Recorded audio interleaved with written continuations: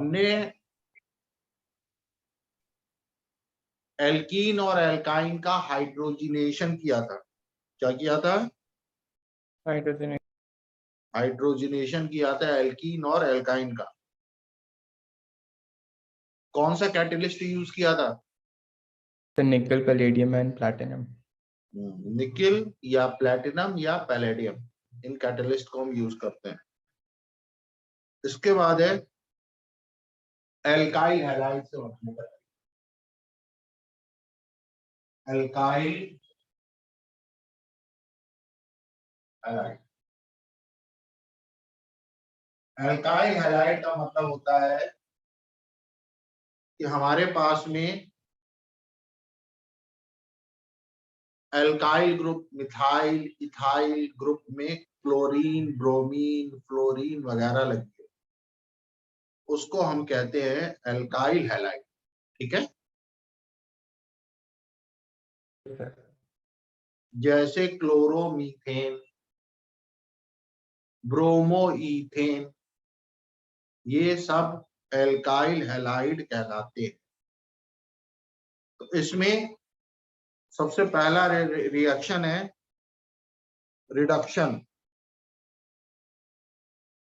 With zinc and dilute HCl।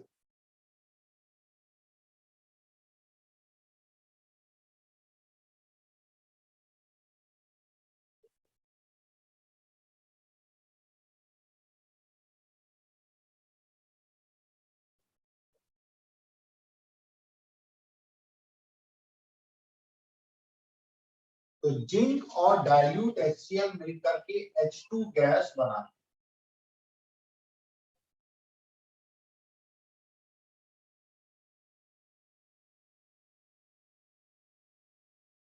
और ये H2 gas alkyl halide का रिडक्शन करती है। जैसे अपने पास क्लोरो मीथेन है, तो ये H2 गैस आएगी जो कि कहां से बनी है? जिंक HCl से बनी।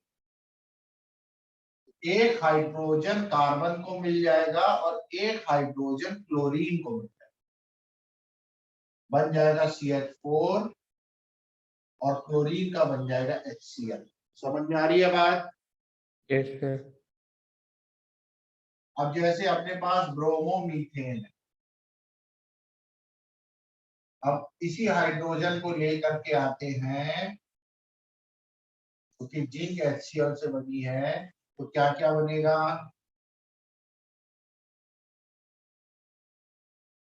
Ethane and HBr। Methane and HBr।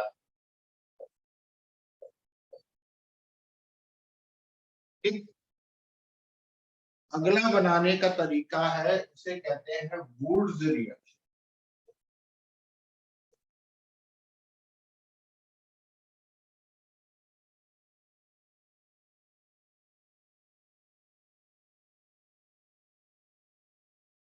Wurtz reaction जो है ये हमारा एल्काइल हैलाइड से दुगनी बड़ी एल्केन बनाने के काम आता है। जैसे अपने पास CH3Cl, इसके दो मॉलिक्यूल लिख लीजिए, सोडियम लिख लीजिए और ईथर।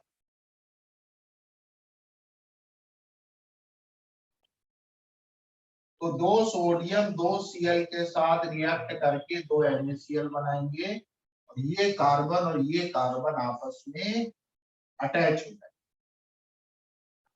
बनेगा CH3 single bond CH3 plus 2 NaCl।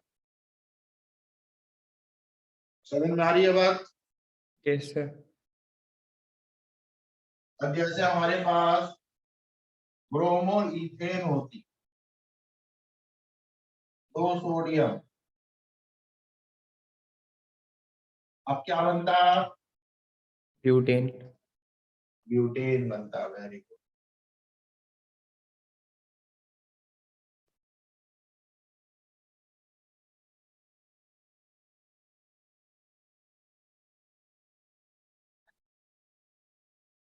अब अगर CH3Cl होता और C2H5Cl होता, अब क्या बनता propane. Ji?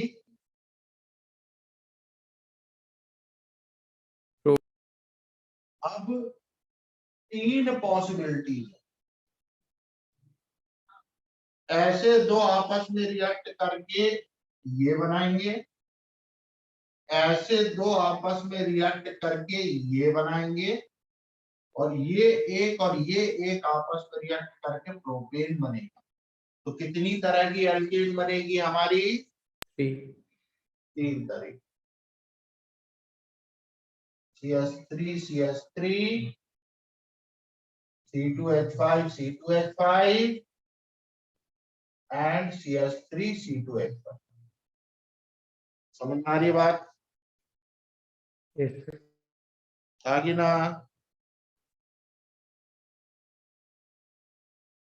Yes sir. Next is carboxylic acid से बनाना, फ्रॉम कार्बोक्सिलिक एसिड।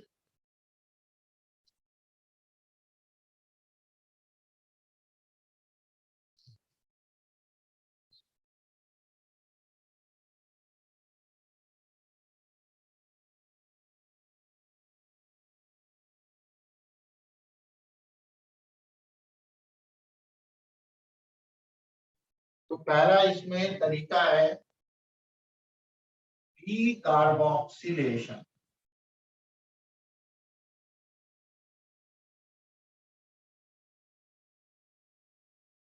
ये सोडा लाइम की प्रेजेंस में होता है। Soda lime is nothing but mixture of NaOH and calcium oxide. तो जब हम किसी कार्बोक्सिलिक एसिड के सोडियम सॉल्ट को सोडा लाइम के साथ गर्म करते हैं, तो उसमें एक कार्बन छोटे एल्केन बनती है। जैसे आपने ले लिया CH3CONA, sodium salt of acetic acid, और इसका रिएक्शन NaOH के साथ करवाया, कैल्शियम ऑक्साइड की प्रेजेंस में फीड किया।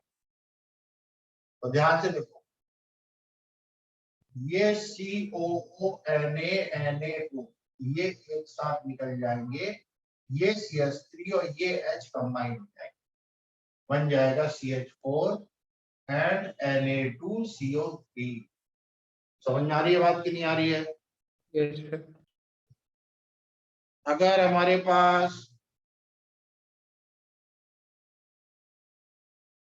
C2H5CONA होता, सोडा लाइम के साथ गर्म करके, तो क्या बनता?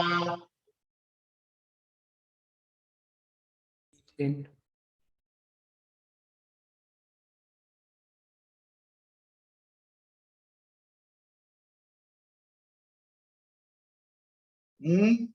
सर इथेन बनेगा। तब इथेन बनेगा।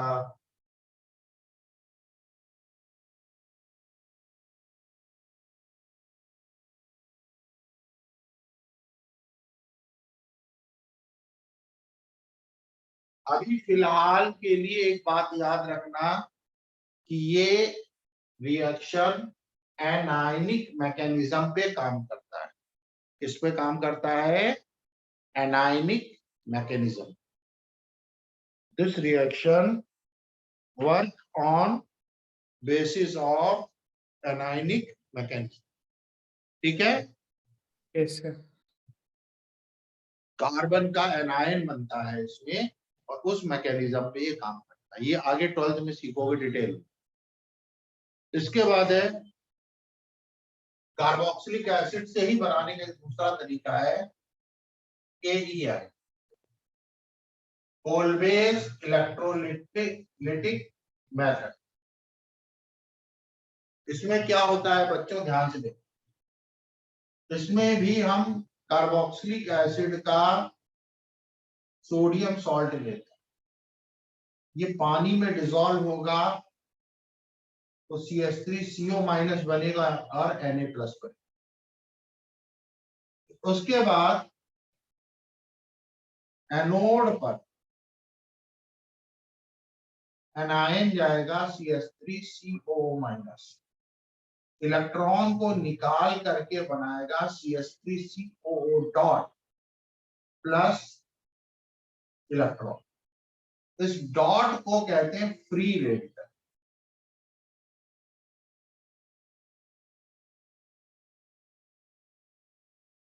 इस डॉट को कहते हैं फ्री रेडिकल। उसके बाद ये CH3CO डॉट जो है ये CO2 निकालेगा और बनाएगा CH3 डॉट। ये CO2 अलग हो जाता है और ये डॉट आ जाता है कार्बन। ये डॉट का मतलब होता है अनपेयर्ड इलेक्ट्रॉन। इसे मिथाइल फ्री रेडिकल भी कहते हैं।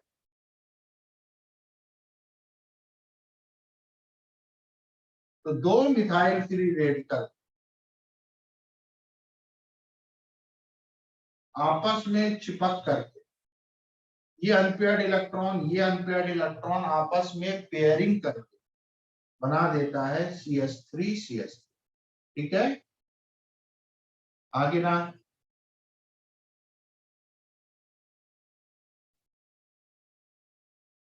थोड़ी सी लंबी मैकेनिज्म है।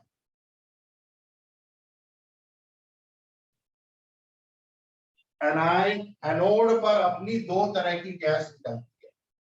एक तो एनोड में CO2 निकलती है और दूसरी C2H6 निकल रही है। आगे ना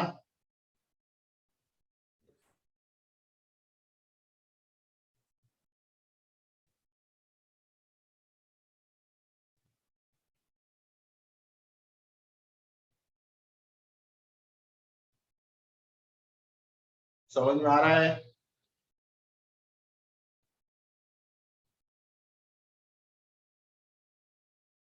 यस सर। उसके बाद कैथोड पर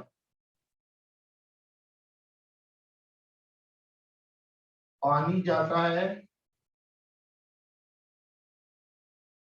इलेक्ट्रॉन लेता है, OH माइनस बनाता है और हाफ H2 बनाता है। तो कैथोड पर हमारी H2 गैस लिबरेट होती है और OH माइनस आयन बनता है। Okay, yes sir.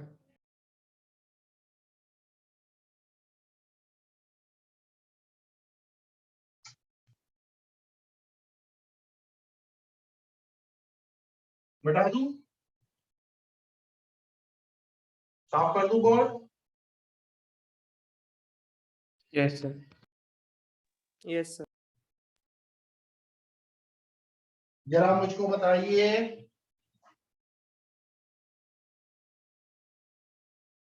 अगर CH3CH2CONA की इलेक्ट्रोलिसिस करते तो क्या बनता? ईथेन। हाँ, ईथेन। देख लो ध्यान से। प्रोपेनॉइक एसिड।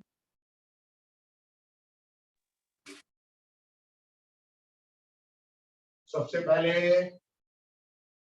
CH3CO माइनस CH3 या C2H5 CO माइनस बनता और Na प्लस बनता। आगे ना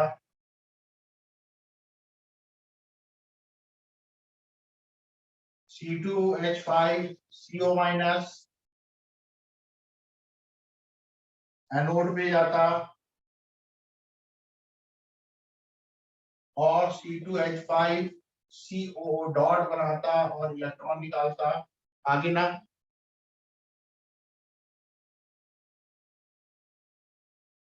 उसके बाद ये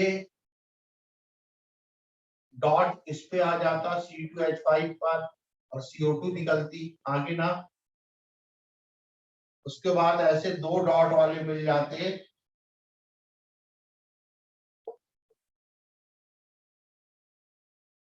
और जुड़ करके क्या बन जाता? ब्यूटेन। ब्यूटेन। अभी समझ में आया कि नहीं आया? Yes sir.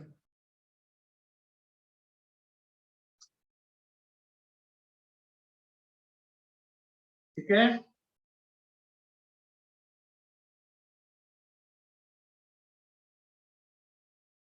अब एक और केस,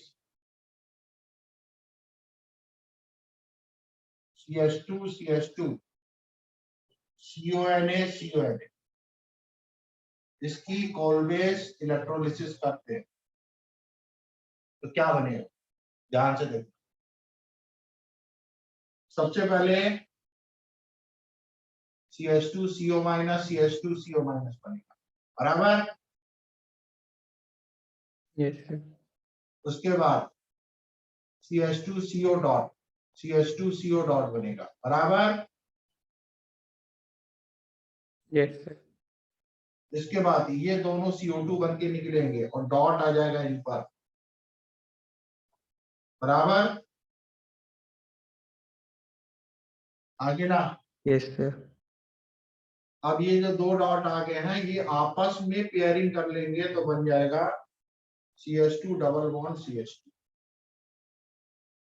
साइड वाइज ओवरलैप कर देंगे तो बन जाएगी एल्कीन। क्या बन जाएगी? Alkene. Alkene. Okay. Yes sir. अब देखो, अगर मैं इस तरह के कार्बोक्सिलिक एसिड का सोडियम सॉल्ट लेता और कोलवेस इलेक्ट्रोलिसिस मेथड करता तो क्या बनता? एल्काइन। इथाइन। आप सही पकड़ लिया तुमने। अब यहाँ डॉट आता तो बनता CH triple bond CH। Clear हो रहा है बेटे? Yes sir. हाँ सर। ठीक है, जल्दी से नोट करिए।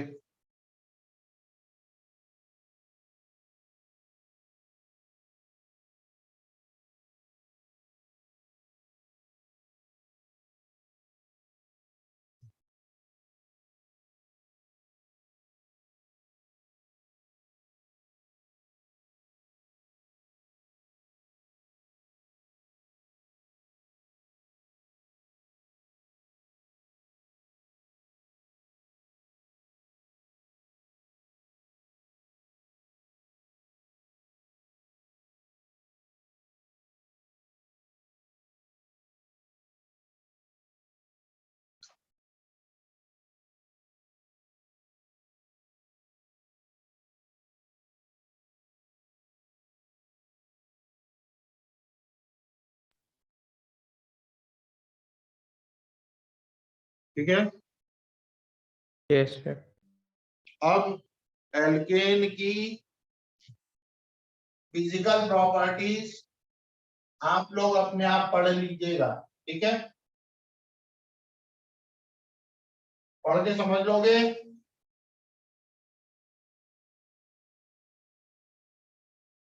पढ़ के समझ पाओगे क्या physical properties of alkene? Yes sir. पढ़ लेना, अगर नहीं समझ में आता तो अगली क्लास में मुझसे पूछ लेना, ठीक है? मैं डायरेक्ट आता हूं इसके केमिकल रिएक्शंस पर।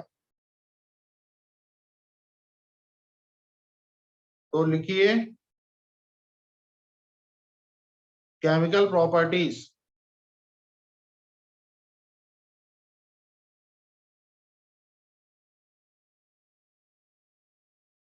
Of alkene.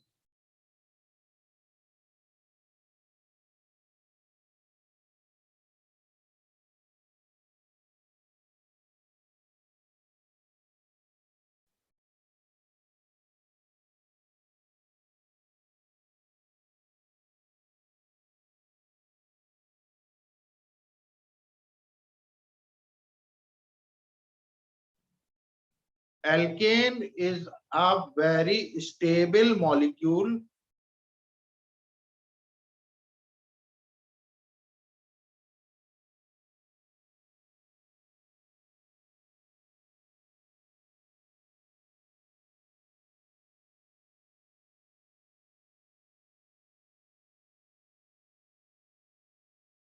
it is not reactive with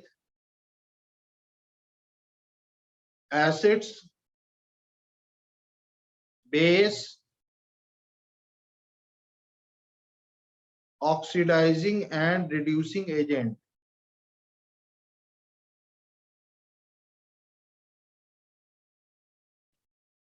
Like other hydrocarbons.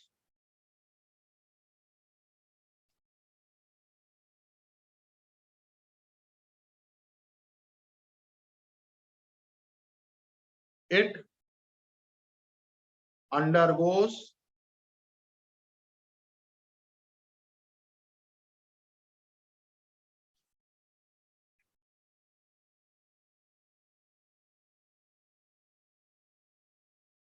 in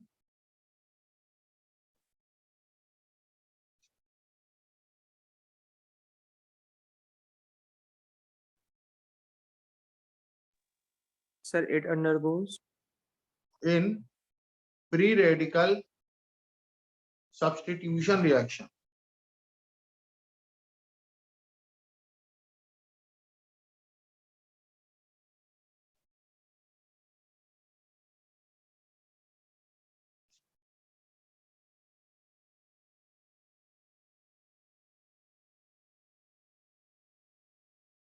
तो देखो बच्चों, इसमें होता क्या है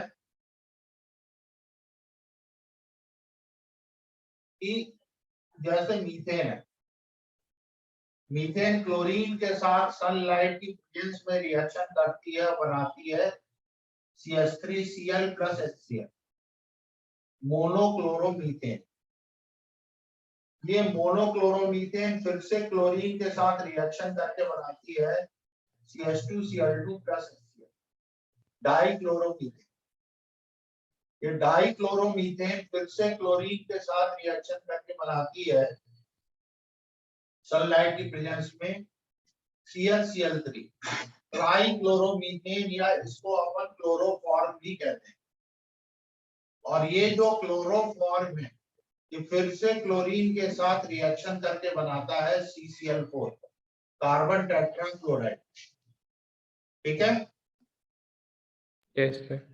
ये reaction free radical substitution mechanism से चलता है, जिसमें फ्लोरीन की रिएक्टिविटी सबसे ज्यादा होती, फिर क्लोरीन, फिर ब्रोमीन, फिर आयोडीन। और एल्केन्स में जो टर्शरी होते हैं उनकी रिएक्टिविटी ज्यादा होती है सेकेंडरी से, सेकेंडरी की ज्यादा होती है प्राइमरी। मतलब टर्शरी हाइड्रोजन जहां होगा, टर्शरी हाइड्रोजन पहचानना सिखाया था ना आप लोगों को। Yes, sir. तो टर्शरी हाइड्रोजन सबसे फास्ट सब्स्टिट्यूट होगा, उसके बाद होगा सेकेंडरी, उसके बाद होगा प्राइमरी। ठीक, Yes, sir. आयोडीन के साथ इसका रिएक्शन रिवर्सिबल होता है, CH4 plus I2 CH3I plus HI CH3I के साथ मिलकर के वापस CH4I2 बनाता है। इसलिए हम क्या करते हैं, इस HI को खत्म करने के लिए स्ट्रॉन्ग ऑक्सीडाइजिंग एजेंट डालते हैं, जो इस HI को खत्म कर देता है। तो इसकी रिवर्सिबिलिटी जो है वो रुक जाती है, इस रिएक्शन की जो रिवर्सिबिलिटी होती है वो रुक जाती है, I2 में बदल। समझ में आ रही है बात कि नहीं आ रही है? Yes, sir. ठीक, अब इसको करने का तरीका क्या है, हटा दूं, बोर्ड साफ कर दूं, बोर्ड क्लियर कर दें। Yes, sir.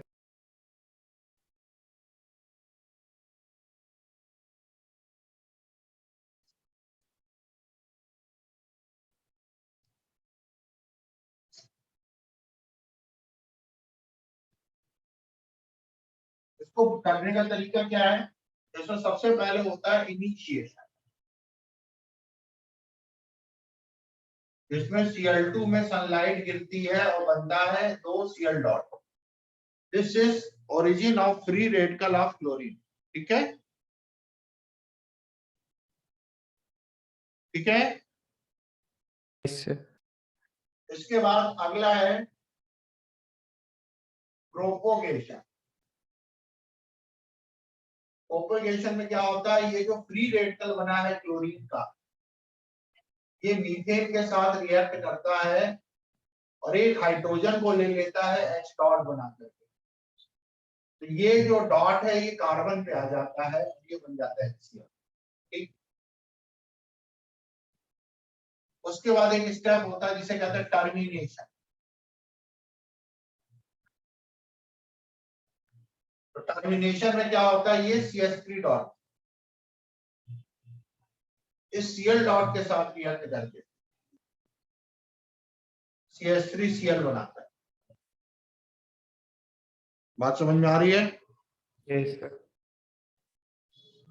और पॉसिबिलिटी होती है, ये Cl डॉट मिल करके भी Cl2 बना सकते हैं। एक पॉसिबिलिटी और होती है कि ये CH3 डॉट इस CH3 डॉट के साथ मिल करके C2H6 बना सकते हैं। इस तरह से मतलब ये अनकंट्रोल्ड रिएक्शन। तो देखिए ये जो CH3Cl यहां बना है, ये फिर इधर जाएगा, Cl डॉट के साथ रिएक्शन करेगा, फिर से H डॉट निकलेगा, तो बन जाएगा CH2Cl डॉट प्लस HCl। अब ये CH2Cl डॉट जो है, ये Cl डॉट के साथ फिर से रिएक्शन करके बना देगा CH2Cl। अब ये CH2Cl2 फिर से इधर जाएगा,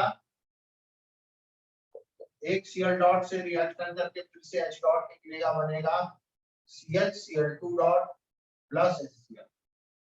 और ये CHCl2 डॉट Cl डॉट के साथ रिएक्ट करके क्लोरोफॉर्म बना देगा। ये क्लोरोफॉर्म फिर से Cl डॉट के साथ रिएक्ट करके CCl3 डॉट बना देगा प्लस HCl। और ये CCl3 डॉट जो है फिर से Cl डॉट के साथ रिएक्ट करके CCl4 बना देगा। समझ में आ रही है कहानी? Yes, sir. ये रिएक्शन अनकंट्रोल्ड होता है।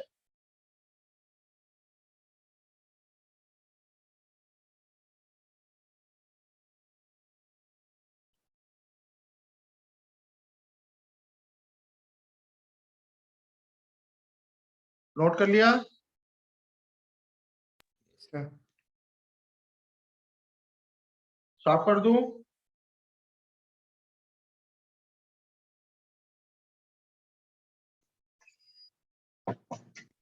Yes, sir.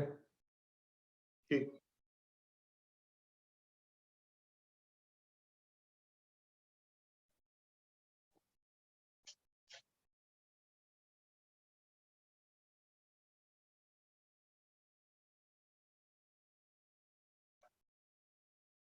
नेक्स्ट चीज है कि इसमें कैसे रिएक्शन को कंट्रोल में करते हैं। तो इस रिएक्शन को कंट्रोल में करने के लिए मीथेन को ज्यादा रखते हैं, क्लोरीन को कम रखते हैं। तो मीथेन को ज्यादा और क्लोरीन का कम प्रोपोर्शन रखने से ये रिएक्शन अनकंट्रोल्ड नहीं चलता है, राइट? Yes, sir. अगला है कंबस्शन। कंबस्शन मतलब जलन। ये मैंने आप लोगों को शायद सिखाया है। कोई भी हाइड्रोकार्बन ले लो CHHY, इसमें X प्लस Y/4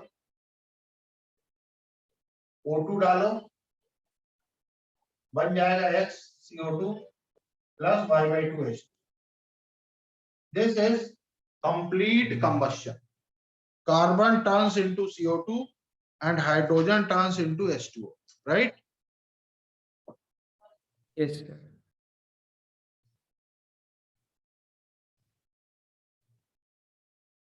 और इनकम्प्लीट ऑक्सीडेशन,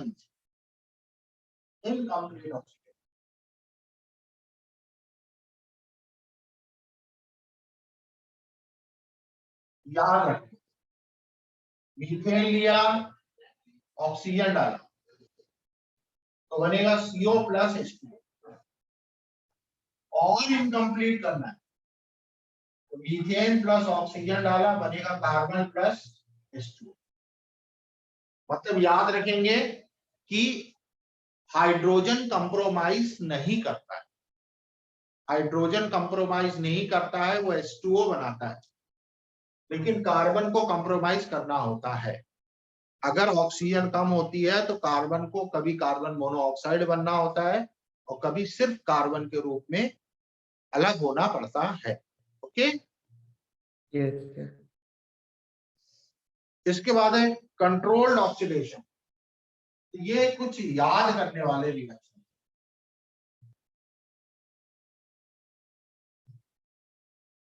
इसमें मीथेन का ऑक्सीजन के साथ में रिएक्शन होता है तो 3 तरह के प्रोडक्ट बनते हैं। एक बनता है मीथेनॉल, एक बनता है फॉर्मेल्डिहाइड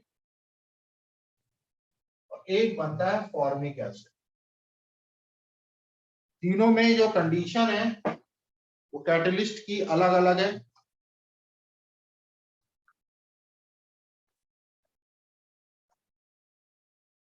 पहले वाले रिएक्शन में कॉपर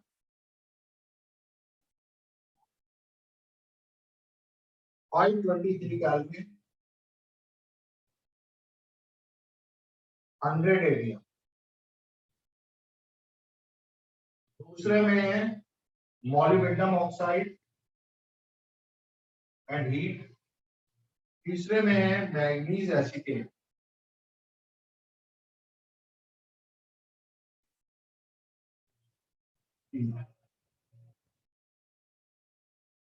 ठीक है,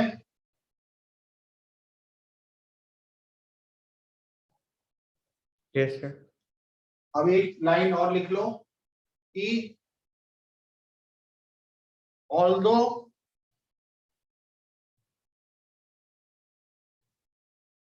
alkanes are inert toward oxidation, but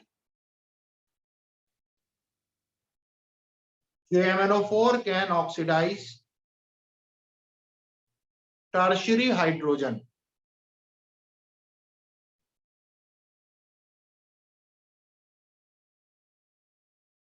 ये एक एल्केन है और ये एक टर्शरी हाइड्रोजन। तो KMnO4 के साथ जब इसका रिएक्शन होता है तो ये ऑक्सीजन इसके साथ अटैच कर लेता है।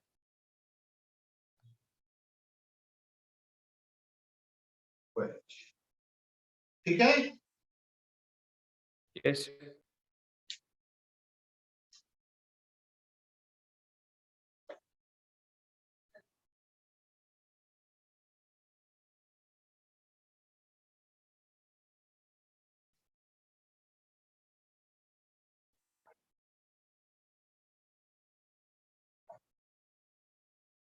अगला है isomerisation.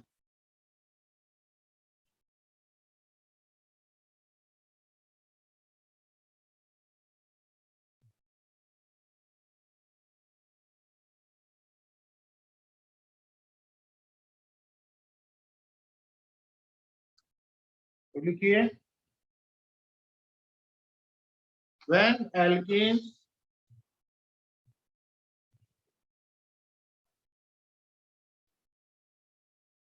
are heated in presence of aluminium chloride,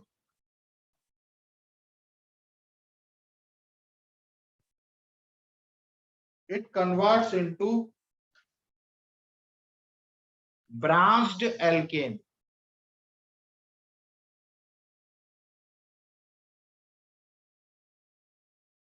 तो ये हेक्सेन है। इसको जब हम एनहाइड्रस AlCl3 के साथ हीट करेंगे HCl के प्रेजेंस, तो ये ब्रांच एल्केन में कन्वर्ट हो जाएगा। मतलब 5 छठा ब्रांचिंग छठा। ये आइसोमर बन जा रहा है, चेन आइसोमर, इसलिए इसको आइसोमेरिज्म कहते हैं। ठीक है,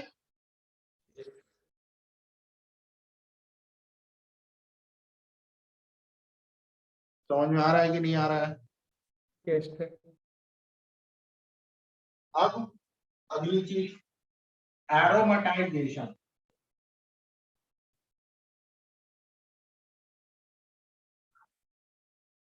एन हेक्सेन लो, इसको हीट करना होता है क्रोमियम ऑक्साइड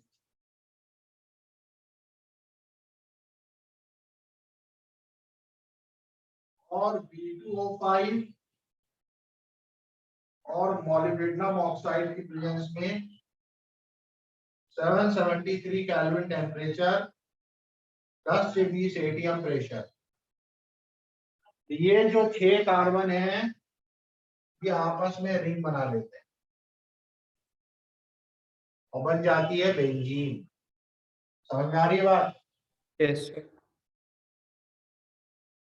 अगर 7 कार्बन होते तो ये बन जाती टॉलुइन। समझ में आ रही है बात कि नहीं आ रही? Yes, sir.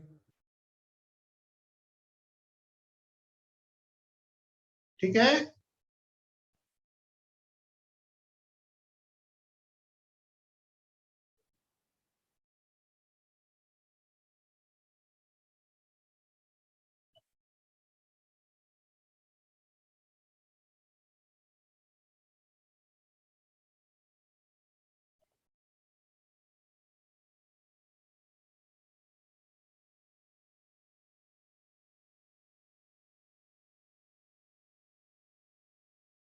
इसके बाद है reaction with steam.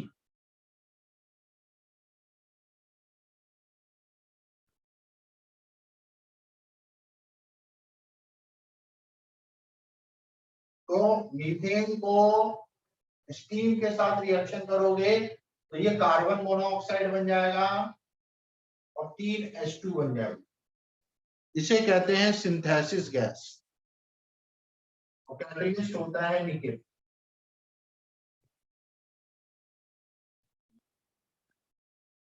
Syn gas भी इसको शॉर्ट में कहा जाता है।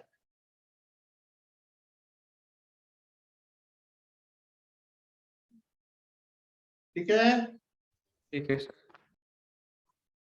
अगला है पायरोलिसिस।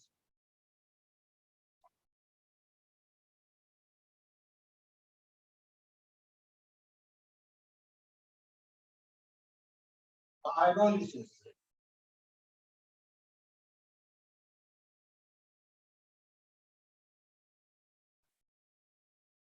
तो एल्केन का छोटे एल्केन में टूटना या छोटी एल्कीन में टूटना गर्म करने पर उसे पायरोलिसिस कहते हैं। जैसे हमारे पास है C6H14 हेक्सेन, इसको जब गर्म करोगे तो ये H2 अलग हो सकता है और ये बन जाएगी C6H12 + H2, मतलब ये हेक्सीन बन गई। या CH4 अगर निकल गया तो ये पेंटीन बन जाए। अगर इससे इथेन निकल जाए, C2H6 निकल जाए, माइनस कर दो तो बचेगी C4H8, ब्यूटीन बचेगी। इस तरह से छोटे टुकड़ों में टूटना पायरोलिसिस कहलाता है। Okay, Yes, sir.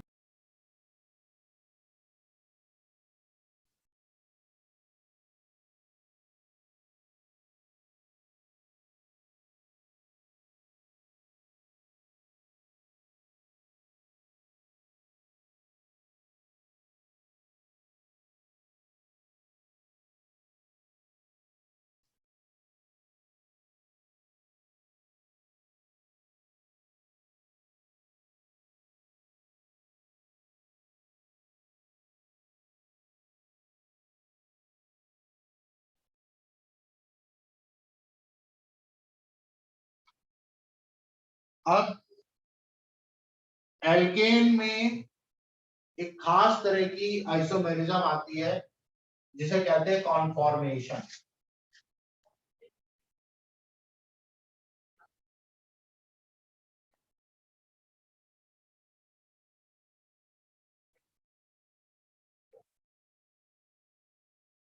कॉन्फॉर्मेशन के लिए शो करने के लिए कम से कम 2 कार्बन होने चाहिए। मतलब हमने लिया इथेन, ध्यान से देखो, इथेन ऐसा हो सकता है,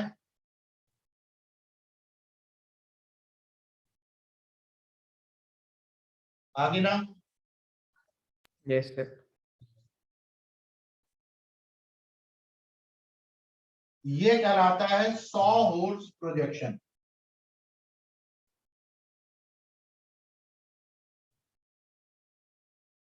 और देखो हाइड्रोजन के ठीक पीछे हाइड्रोजन है, हाइड्रोजन के ठीक पीछे हाइड्रोजन है, आगे ना। Yes, sir. इसे कहते हैं एक्लिप्स्ड। क्या कहते हैं? एक्लिप्स्ड, ठीक है, यानी ग्रहण लग जाना। इस हाइड्रोजन के पीछे ये हाइड्रोजन छुपा है, इसके पीछे ये छुपा है, इसके पीछे ये छुपा है, बराबर। Yes, sir. अब इस सिंगल बॉन्ड के अलावा अगर इसे थोड़ा सा रोटेट कर दे तो सिचुएशन ऐसे बन सकती है,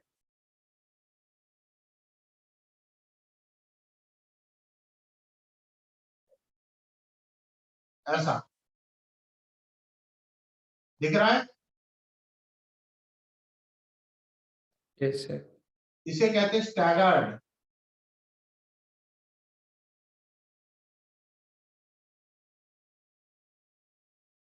ये एक्लिप्स्ड कॉन्फॉर्मेशन है, ये स्टैगर्ड कॉन्फॉर्मेशन है, और इनके बीच में 12.5 किलो जूल पर मोल का फर्क एनर्जी का। इसमें बॉन्ड बॉन्ड का पीछे आ रहा है, हाइड्रोजन हाइड्रोजन के पीछे, तो बॉन्ड बॉन्ड के पीछे है, तो इसमें ज्यादा रिपल्शन है, और रिपल्शन ज्यादा होगा तो कम स्टेबल होगा। समझ में आ रही है बात कि नहीं आ रही है? Yes, sir. ठीक। और अगर इस कार्बन के सामने लेकर के आए तो हम इसको ऐसे भी बना सकते हैं, ध्यान से देखो।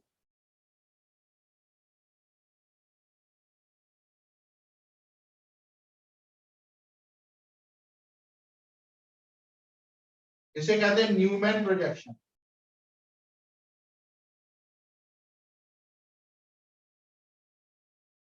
और ये है एक्लिप्स्ड।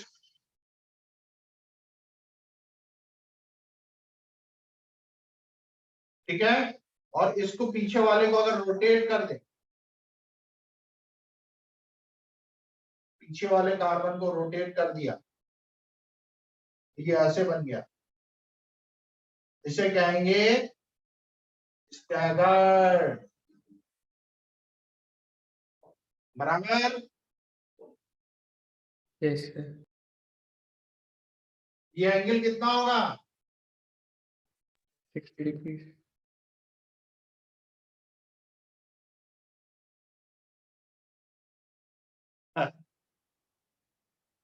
कितना होगा ये एंगल? 60 degrees. 60 डिग्री। इसे कहते हैं डाइहेड्रल एंगल, ठीक है।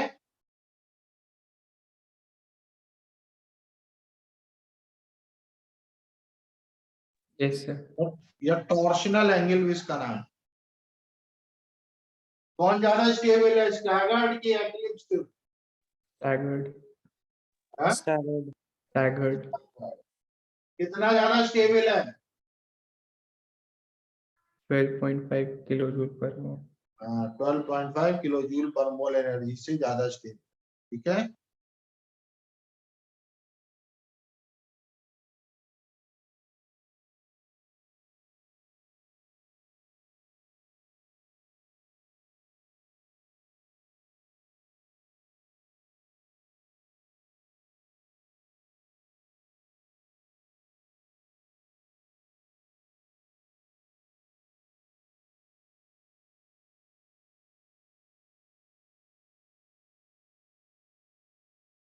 नेक्स्ट है एल्कीन।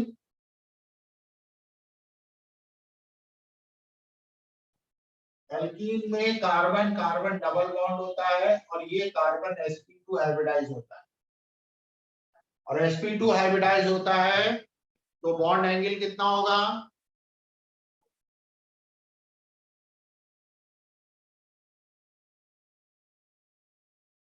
हाँ,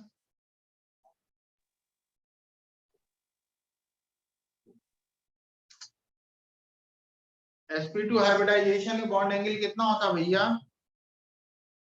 120 डिग्री 120 डिग्री। स्ट्रक्चर कैसी होती है? Triangular planar triangular planar.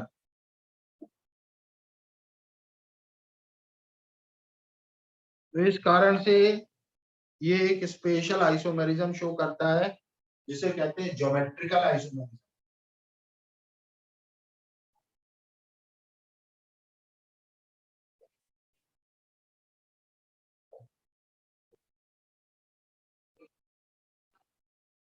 Carbon double bond carbon CH3 CH3 HH, और दूसरा है CH3 CH3 HH। इसे कहते हैं सिस, इसे कहते हैं ट्रांस। जब सेम ग्रुप डबल बॉन्ड के एक ही तरफ हो प्लेन पे तो उसे कहते हैं सिस, और जब दोनों डिफरेंट प्लेन पे हो तो क्या कहते हैं? Trans trans.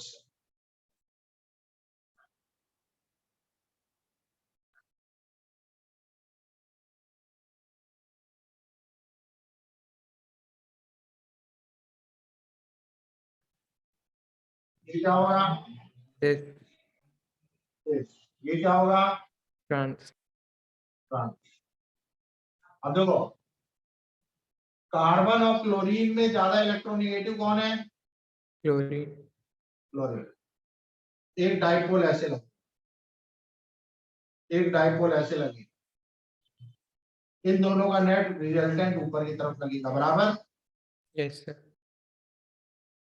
कार्बन और हाइड्रोजन में ज्यादा इलेक्ट्रोनेगेटिव कौन है जी? हाइड्रोजन कार्बन और हाइड्रोजन में which one is more electronegative? Carbon. तो एक डाइपोल ऐसे लगेगा, एक डाइपोल ऐसे लगेगा, इन दोनों का रिजल्टेंट ऊपर लगेगा। एक डाइपोल ये लग रहा है, एक डाइपोल ये लग रहा है, तो नेट रिजल्टेंट ऐसे लगेगा, बराबर। यस सर आगे ना, मतलब ये पोलर है। क्या है? पोलर। इसको चेक करते हैं। कार्बन क्लोरीन में क्लोरीन की तरफ डाइपोल, कार्बन क्लोरीन में क्लोरीन की तरफ डाइपोल, तो ये दोनों कैंसिल हो गए। कार्बन हाइड्रोजन में कार्बन की तरफ डाइपोल, कार्बन हाइड्रोजन में कार्बन की तरफ डाइपोल, तो ये दोनों डाइपोल कैंसिल हो गए। तो इसका मतलब है कि नेट डाइपोल मोमेंट इज 0।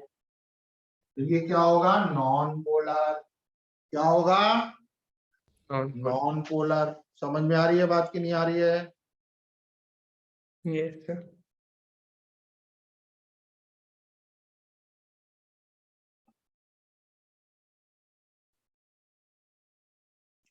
अब सीखते हैं इसका प्रिपरेशन।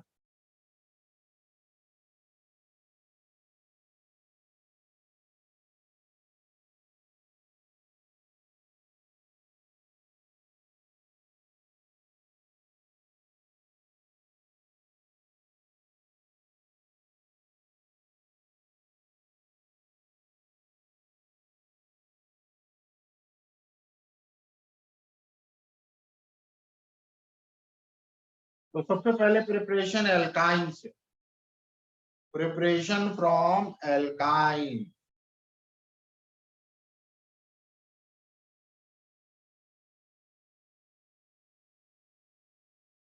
एल्काइन मतलब ट्रिपल बॉन्ड। तो एल्काइन का हाइड्रोजिनेशन करती है।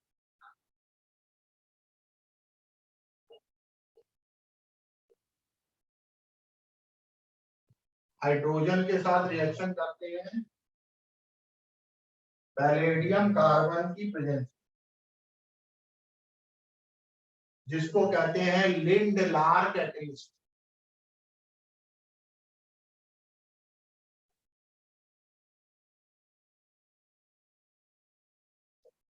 तो इसमें क्या होता है, सिन एडिशन होता है। सिन एडिशन होता है मतलब दोनों हाइड्रोजन ट्रिपल बॉन्ड के एक ही तरफ से अटैच होते हैं, एक इधर से एक इधर से। तो देखो ध्यान से, दोनों हाइड्रोजन एक ही तरफ से अटैच हो जाएंगे, ट्रिपल बॉन्ड में एक बॉन्ड टूटेगा, ये बनेगा CH3, ये बनेगा CH3, ये बनेगा H, ये बनेगा H। बताओ ये सिस है कि ट्रांस है? Yes. सिस। दूसरा तरीका, इसमें हम बर्च रिडक्शन कहते हैं। ये सोडियम लिक्विड अमोनिया की प्रेजेंस में होता है,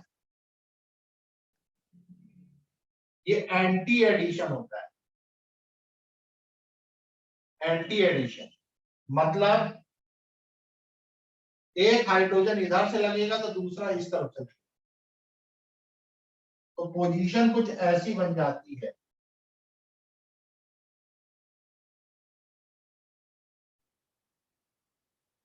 इसमें क्या बनेगा, ट्रांस। ये ट्रांस बनता है, ये सिस बनता है। समझ में आ रही है बात? Yes, sir.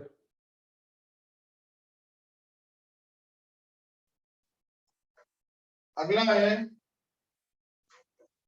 From alkyl halide के डीहाइड्रोहैलोजिनेशन।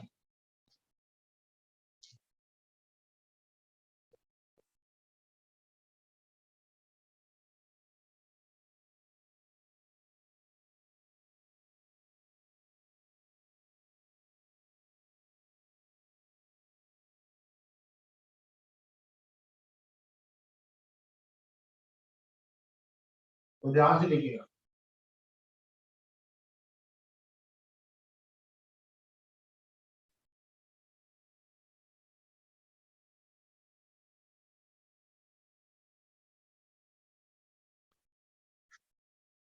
रिएक्टेंट होता है अल्कोहलिक KOH, ठीक है, ये बीटा एलिमिनेशन कहलाता है।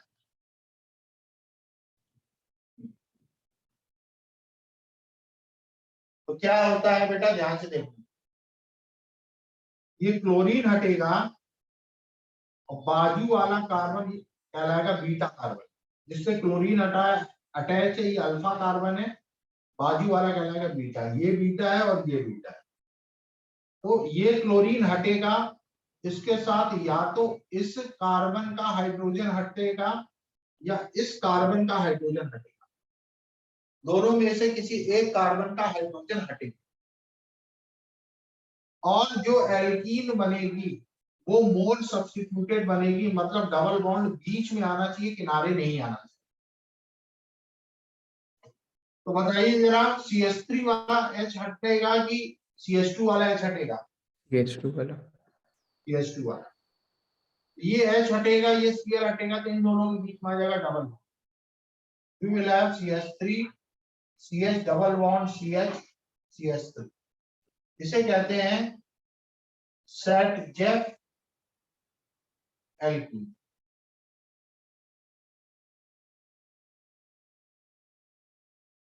समझ में आ रही है बात की नहीं आ रही है?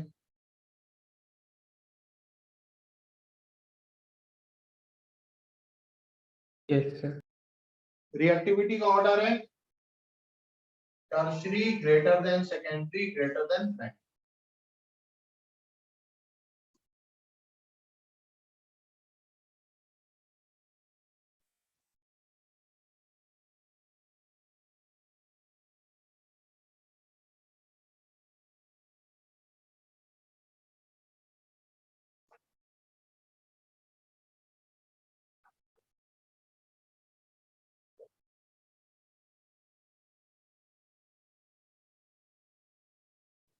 बताओ क्या बनेगा?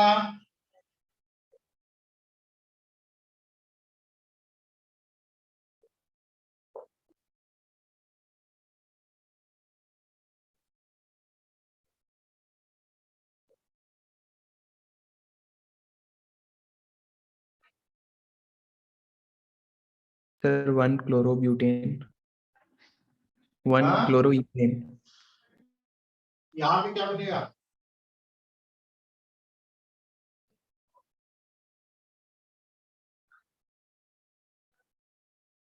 अरे भैया अल्कोहलिक केवेज है, एल्काइल हैलाइड है, तो क्या होगा?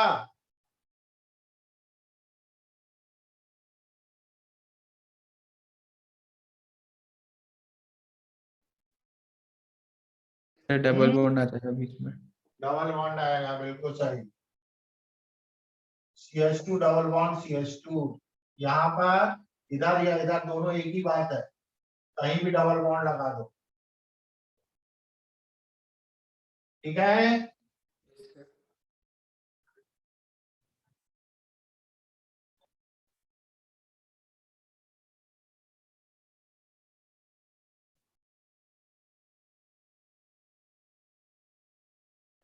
अगला है फ्रॉम विसिनल डाइहैलाइड।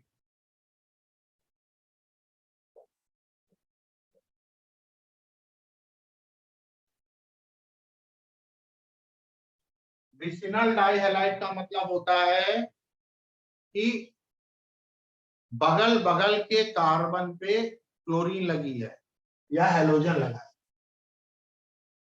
तो उसको जिंक डस्ट के साथ गर्म करते हैं, तो दोनों हैलोजन चली जाती हैं और डबल बॉन्ड आ जाता है। जैसे ये बगल बगल के कार्बन पे हैलोजन लगी है, इसको कहेंगे विसिनल डाइक्लोराइड, और जिंक के साथ इसको गर्म करोगे तो जिंक इन दोनों Cl को अपने साथ ले जाएगा, तो ये कार्बन इस कार्बन से डायरेक्टली कनेक्टेड हो जाएगा।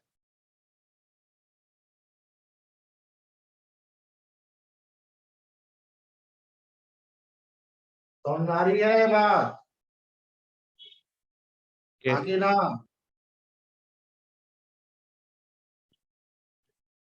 क्यों भाई?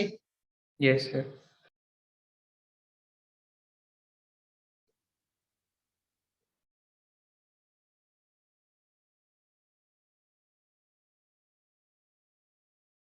क्या बनेगा?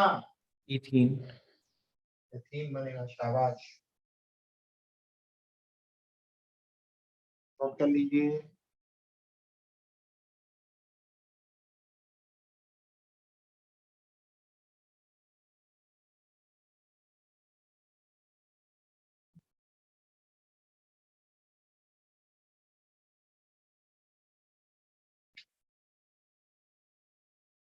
हो गया? Yes sir.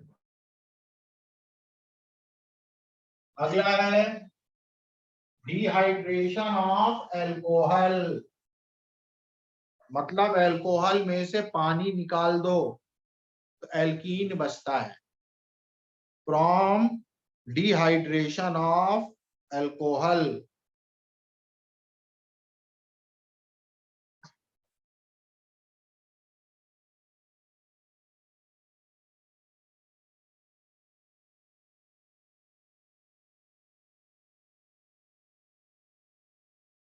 देखिए this is also beta elimination.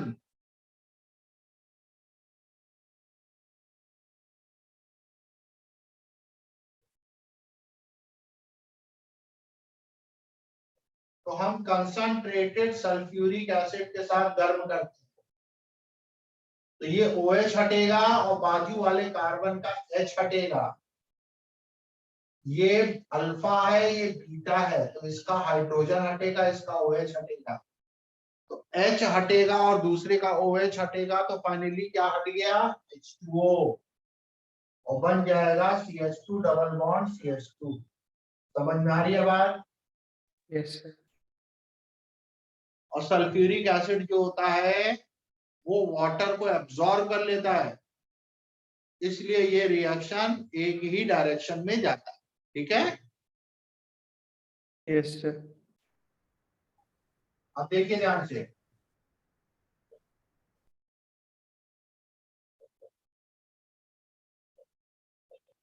क्या बनेगा?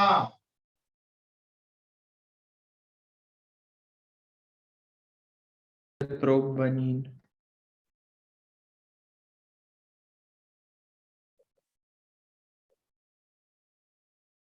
ठीक है,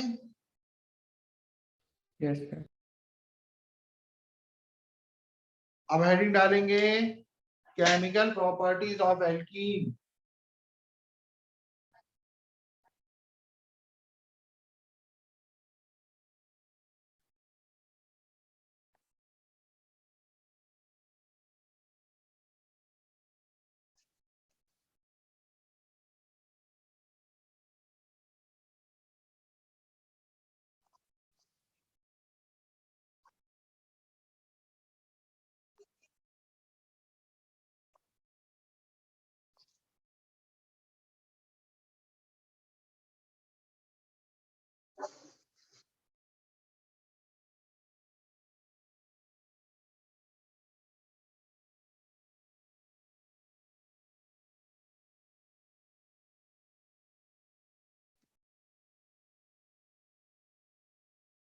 तो लिखिए एल्कीन इज unsaturated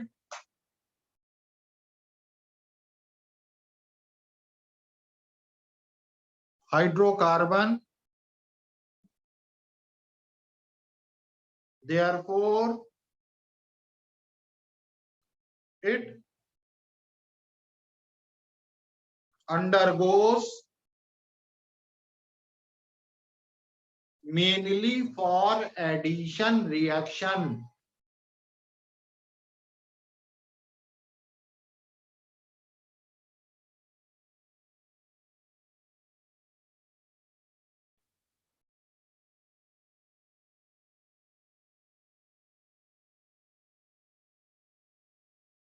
ठीक है, Yes, sir. तो इसमें पहला है एडिशन ऑफ हाइड्रोजन।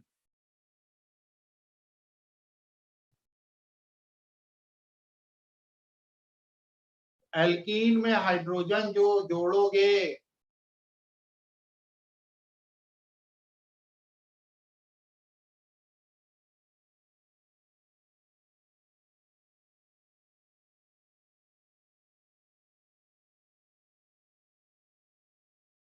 एल्कीन में हाइड्रोजन जोड़ोगे तो क्या बनेगा? हैं?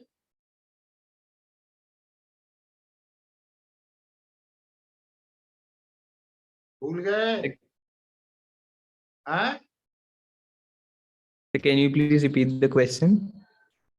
एल्कीन में हाइड्रोजन ऐड करेंगे तो क्या बनेगा? Sir, alkane. Alkane. एल्केन बनेगा। और एल्केन बनाने के लिए और क्या होना चाहिए हाइड्रोजन के अलावा? Nickel, palladium, platinum. Nickel, platinum या पैलेडियम। अगला है addition of halogen.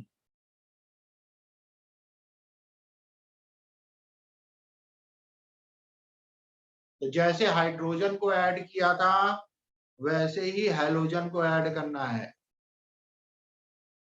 Solvent use होता है कार्बन टेट्राक्लोराइड, जिसकी प्रेजेंस में रिएक्शन होता है, ये सॉल्वेंट होता है। तो ध्यान से देखो, बहुत आसान है। CH2 CH2 Cl2, क्या करना है? एक बॉन्ड खोलो, एक क्लोरीन इसको पकड़ा दो, एक क्लोरीन इसको पकड़ा दो।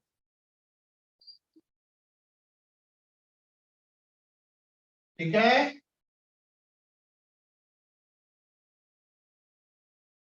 समझ में आ रही है बात? Yes, sir. और इस तरह के कंपाउंड को, प्रोडक्ट को कहते हैं विसिनल डाइक्लोराइड। क्या कहेंगे? विसिनल डाइक्लोराइड, क्योंकि बगल बगल वाले कार्बन पे क्लोरीन एटम अटैच है।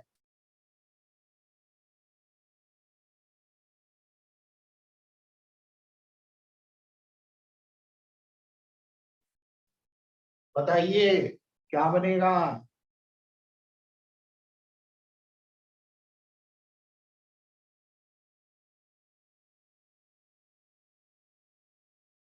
Bromopropane. फिर से सोच के बोलो।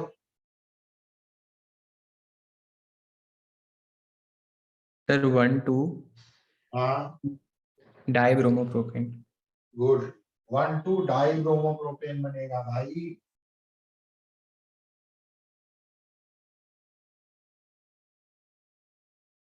ठीक है, Yes, sir. अगला है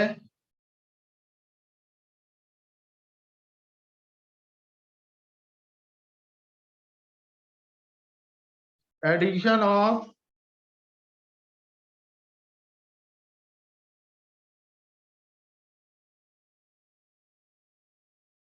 हाइड्रोजन हैलाइड।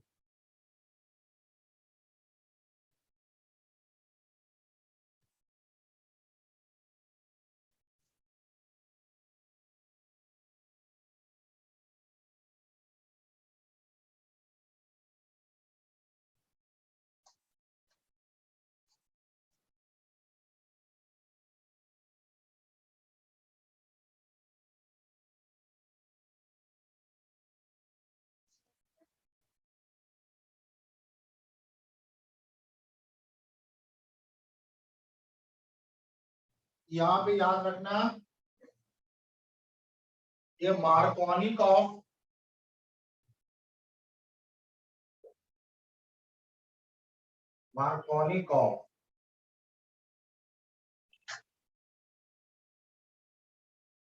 एडिशन होता है।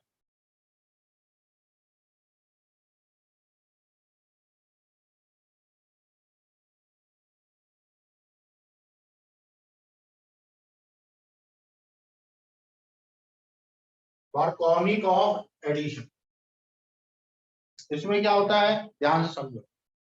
जब अपन HCl को ऐड करेंगे, HCl में H और Cl है, तो H उस कार्बन के पास जाएगा जिसमें ऑलरेडी बहुत ज्यादा कार्बन मौजूद है। जैसे CH double bond CH, HCl add करना है, तो हाइड्रोजन उसके पास जाएगा जिसमें ऑलरेडी ज्यादा हाइड्रोजन मौजूद है। इस कार्बन पे हाइड्रोजन जाएगा तो इस कार्बन पे क्लोरीन जाएगा और ये बॉन्ड खुल जाएगा। समझ में आ रही है बात की नहीं आ रही है? Yes, sir. आगे ना,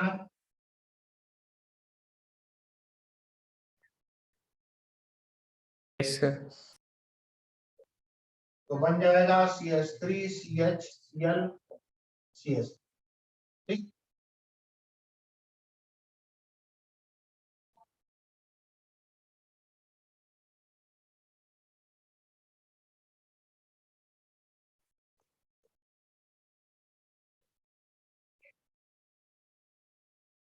क्या बनेगा?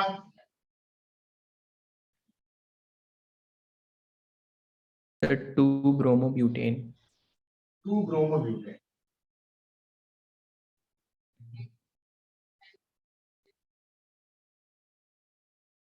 ठीक है,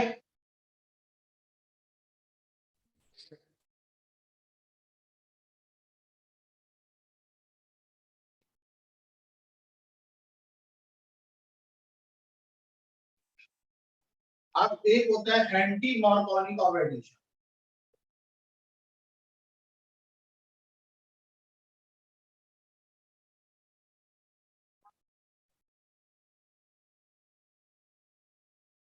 ये होता है HBr in presence of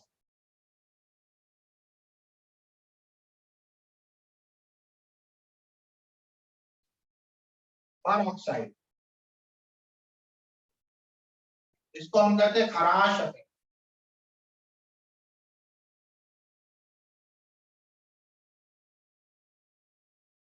anti Markovnikov of addition इसका ठीक उल्टा होता है और उसमें सिर्फ HBr ही पार्टिसिपेट करता है, याद रखना, ओनली HBr। जैसे CH3 CH double bond CH2 plus HBr in presence of peroxide, तो क्या होगा? उल्टा एडिशन होगा। हाइड्रोजन कहाँ जाएगी?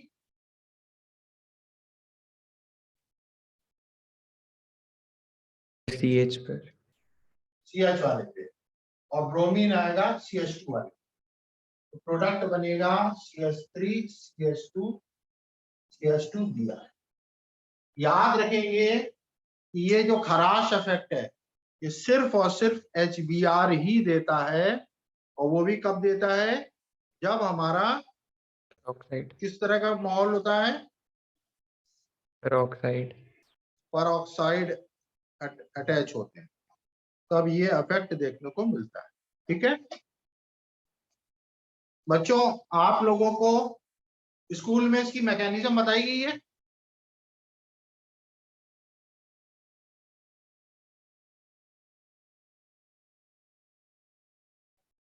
मेरे ख्याल से सर ने आपको मैकेनिज्म नहीं बता पढ़ाई होगी स्कूल में, तो किसी मैकेनिज्म पढ़ाने जाएंगे तो बहुत सारी चीजें बतानी पड़ जाएंगी जो कि 12th की है।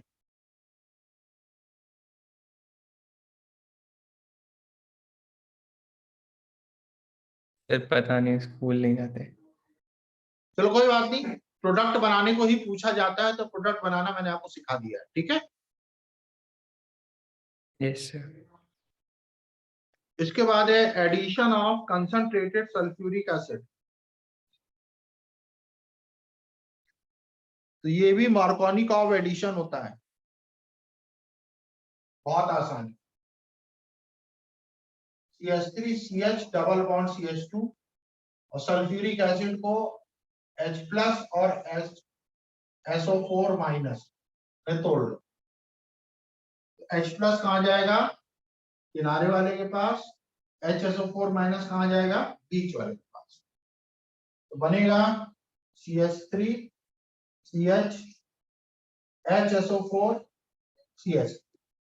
ठीक है, यस सर।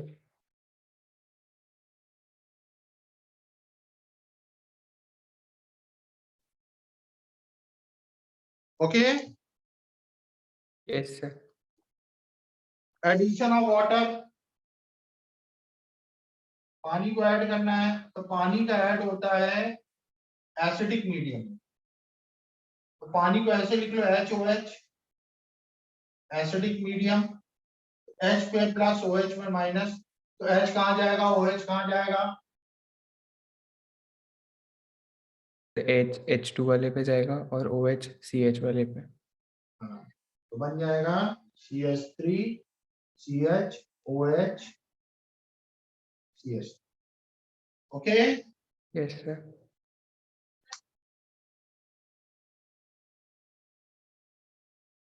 ठीक है बच्चों, तो आज के सेशन को यहीं पर पॉज करते हैं और नेक्स्ट क्लास में इसके आगे मैं हाइड्रोकार्बन खत्म करूंगा। तो हाइड्रोकार्बन ही पढ़ना है ना आपको सिर्फ? Sir S block and P block. हाँ, sir S block and P block भी आ रहा है। S block and P block भी आ रहा है। सर P ब्लॉक में सिर्फ 13 एंड 14 ग्रुप के एलिमेंट्स हैं। हाँ पता है, चलो देखता हूँ मैं कितना खींच सकता हूँ। Right, okay sir. चलिए, थैंक यू सर। सर नमस्ते।